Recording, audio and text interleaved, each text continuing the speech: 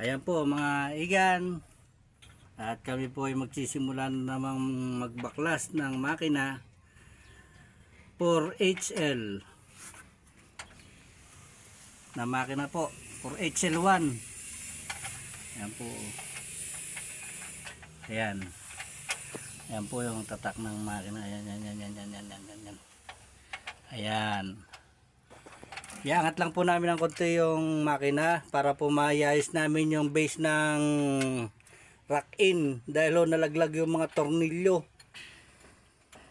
At muntik pa po namin sakluluhan to sa Angeles.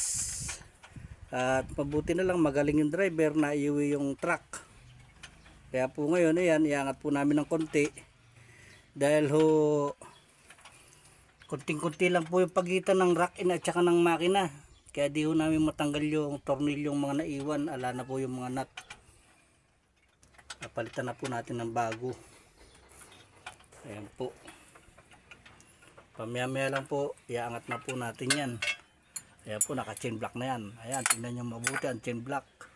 1.5 tons. Ayan po yan. Ayan. Na to. Oh, maluwag na raw po. Ayan po yung kapatid ko, Pugi, oh. Ayan, oh. Oh, aray! Ayan po. Talaga. Ikaw naman magkalag. Siya po tigabagbag niyan.